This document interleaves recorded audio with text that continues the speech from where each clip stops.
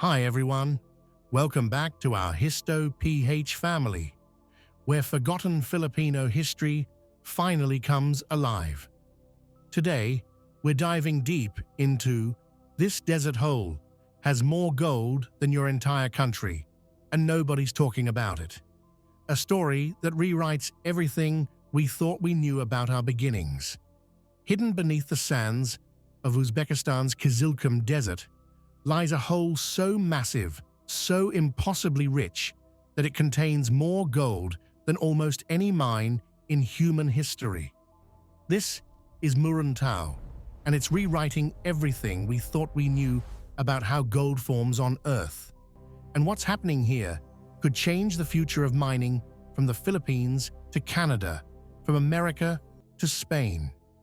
Look at this. What you're seeing isn't a natural canyon or a meteor crater. This is Muruntau, the largest single gold deposit ever discovered on planet Earth, and it's hidden in one of the most remote deserts in Central Asia. To understand how extraordinary this place is, you need to grasp the scale. Muruntau has produced over 50 million ounces of gold.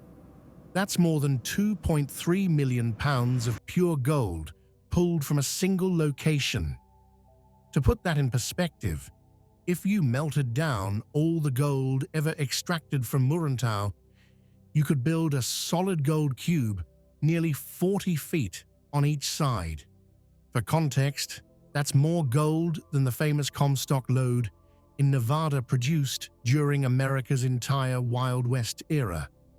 It's more than the legendary mines of Spain's Asturias region have yielded in centuries. It rivals the total historic production of entire mining districts in Canada's Yukon, and it dwarfs anything found in the Philippines' rich mining heritage. All of this from a single deposit. Muruntau accounts for roughly 80% of Uzbekistan's entire gold production, more than what many entire countries produce in decades. But here's what makes Muruntau truly remarkable, and why geologists from Manila to Madrid, from Toronto to Texas, are obsessed with understanding it. It's not just big, it's a geological impossibility, an outlier that challenges fundamental assumptions about how gold deposits form, and it might hold the key to discovering similar giants in your backyard. Most gold mines form in relatively predictable ways. You get hydrothermal fluids, hot water rich in dissolved minerals that flow through cracks in the Earth's crust. As these fluids cool or interact with different rock types, the gold precipitates out and accumulates over millions of years. These deposits are usually associated with volcanic activity or the edges of tectonic plates where magma rises close to the surface. If you're amazed by our ancestors' story, this desert hole has more gold than your entire country and nobody's talking about it, help us hit our 500-like goal. Drop a comment about your favorite fact and subscribe to join the HISTOPH family. If you're from Nevada or California, you know this story. The Mother Lode, the Carlin Trend, these are classic hydrothermal gold systems. If you're from the Philippines, sitting on the Pacific Ring of Fire, this is exactly how deposits form in Benguet and Mindanao. If you're Canadian, the gold mines of Ontario and Quebec follow these same rules. Even Spain's historic mining districts in the Iberian Pyrite Belt formed this way. But Muruntau doesn't follow the conventional rules. The deposit sits within the South Tian Shan mountain belt, a massive collision zone formed when ancient continents and oceanic plates crashed together hundreds of millions of years ago. During the Paleozoic era, around 300 to 400 million years ago, multiple tectonic terrains, essentially fragments of ancient continents, were smashing into each other with unimaginable force. This wasn't a simple collision. It was a prolonged, violent convergence that created intense heat, pressure, and deformation deep within the Earth's crust. Rocks were folded, fractured, and metamorphosed, and somewhere in this chaos, something extraordinary happened. Now here's where it gets interesting for all of us, regardless of where we're watching from. The Philippines sits in an active collision zone, where the Philippine Sea Plate pushes against the Eurasian Plate.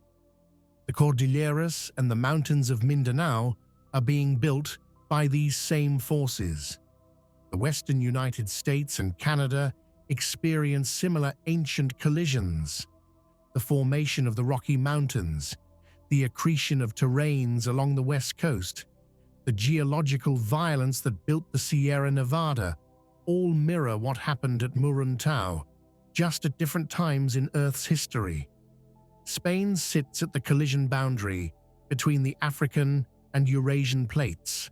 The Pyrenees, the mountain ranges of Andalusia, these are products of continental collision, the same fundamental process that created the setting for Muruntau. Could any of these regions host similar mega deposits? That's the question keeping geologists awake at night. Deep crustal faults, fractures that extended miles below the surface at Muruntau, became conduits for mineralizing fluids. But these weren't ordinary hydrothermal fluids. The combination of extreme depth, heat, and the unique chemistry of the colliding terrains created conditions that concentrated gold on a scale geologists had never seen before. The host rock at Muruntau is primarily metamorphosed sedimentary rock, schists and carbonates that have been cooked and compressed over geological time. The gold occurs in quartz veins, but the density and extent of mineralization is what sets it apart. Where most gold deposits might have veins separated by meters or tens of meters, Muruntau has zones where gold-bearing veins are so closely spaced that the entire rock mass is essentially one continuous ore body. Think about that. Whether you're familiar with small-scale mining in the Philippines, the industrial operations in Nevada's Carlin Trend, the underground mines of Red Lake in Ontario, or Spain's historic Las Medulas, the principle is the same. Miners chase narrow veins of gold through barren rock. At Muruntau, there's so much gold that they can mine massive volumes of rock and still maintain profitable grades. It's mining at a scale that redefines what's possible. The open pit itself is staggering. It's over 2 miles long, over a mile wide, and descends more than 1,800 feet into the earth. Standing at the edge, you'd see a terraced landscape of gray and tan rock, with haul roads spiraling down like the rings of some ancient amphitheater. To put this in perspective, you could fit several football fields inside this pit. It's deeper than the Empire State Building is tall. Massive trucks, the kind where the tires alone are 12 feet tall, the same models used in Canadian oil sands operations and American copper mines, look like toys at the bottom. For Americans familiar with the Bingham Canyon Mine in Utah, one of the largest open pits in North America, Muruntau is comparable in scale, but even richer in gold concentration. For Canadians who've seen the massive operations in the Athabasca oil sands, imagine that same industrial might focused on extracting gold. For Filipinos who visited mining operations in Baguio or small-scale mining communities in Mindanao, this is that same spirit of resource extraction, magnified 100 times over. For Spaniards whose country has a 2,000-year mining heritage dating back to Roman times, Muruntau represents the cutting edge of what ancient miners could only dream of. But the pit is only part of the story. Beneath the open pit, the deposit continues. Underground mining operations extend even deeper, following the ore body as it plunges into the Earth's crust. The true extent of Muruntau's gold reserves remains uncertain because every time geologists think they've found the bottom, they discover more mineralization. This is where Muruntau becomes not just a mine, but a scientific puzzle that's attracting international research teams. Traditional models of gold formation struggle to explain deposits of this magnitude. The amount of gold, the depth of mineralization, the geological setting, all of it pushes the boundaries of what should be possible. American universities like Stanford and the Colorado School of Mines are studying Muruntau's formation.